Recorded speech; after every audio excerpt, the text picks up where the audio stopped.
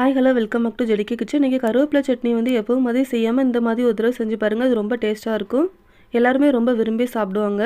இது இட்லி தோசை கூட மட்டும் இல்லாமல் சாதம் கூட போட்டு பசங்க சாப்பிட்றதுக்கு ரொம்ப நல்லாயிருக்கும். அதுக்காக நான் ஒரு பேனில் கொஞ்சமாக எண்ணெய் ஊற்றிக்கிறேன். எண்ணெய் நல்லா சுடங்குறமா கொஞ்சமாக கடலைப்பருப்பு, கொஞ்சமாக சீரகம் போட்டு கொஞ்சம் நல்லா தாளிச்சிக்கிறேன். பருப்பு நல்லா பொரிஞ்சதுக்கு அப்புறமா நான் ஒரு 6 காஞ்ச மிளகாய் அந்த மாதிரி எடுத்து ஆட் பண்ணியிருக்கேன். ஒரு 4 பல்லு பூண்டு ஆட் பண்ணிக்கோங்க. நல்லா வதக்கி விட்டுக்கோங்க. ஓரளவு நல்லா வதங்கினதுக்கு அப்புறமா நான் ஒரு 10லேருந்து 12 சின்ன வெங்காயம் ஆட் பண்ணியிருக்கேன்.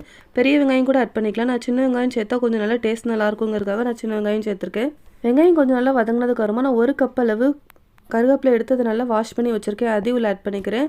கருவேப்பிலையே 2 நிமிஷம் அந்த எண்ணெயிலே கொஞ்சம் நல்லா வதக்கி விட்டுக்கோங்க. அப்போ தான் டேஸ்ட் நல்லாயிருக்கும். நான் ஒரு 2 நிமிஷம் வதக்கினதுக்கு அப்புறமா நான் 1 பச்சை மிளகாய் ஆட் பண்ணிக்கிறேன். பச்சை மிளகாய் ஆட் பண்ணி பண்ணணும் ரொம்ப நல்லா டேஸ்ட் நல்லாயிருக்கும். நான் ஒரு 3 தக்காளி பழம் அந்த மாதிரி கட் பண்ணி வச்சுருக்கேன். அதையும் உள்ள ஆட் பண்ணிக்கிறேன். நல்லா வதக்கி விட்டுக்கோங்க. ஒரு சின்ன லெமன் சைஸ் அளவு புளி எடுத்திருக்கேன். அதையும் ஆட் பண்ணிக்கிறேன். தேவையான அளவு உப்பு நான் கல் உப்பு ஆட் பண்ணியிருக்கேன். தக்காளி கொஞ்சம் வதங்குற வரைக்கும் கொஞ்சம் நல்லா வதக்கி விட்டுக்கோங்க. தக்காளி கொஞ்சம் நல்லா மேஷ் ஆனதுக்கு அப்புறமா நம்ம ஸ்டவ் ஆஃப் பண்ணிக்கலாம். நல்லா ஆறுனதுக்கு அப்புறமா அது மிக்ஸி ஜாருக்கு மாற்றிக்கோங்க. நம்ம நல்லா ஃபைனாக அரைச்சி கொஞ்சமாக தண்ணி சேர்த்து கொஞ்சம் நல்லா ஃபைனாக இந்த மாதிரி அரைச்சி எடுத்துக்கோங்க.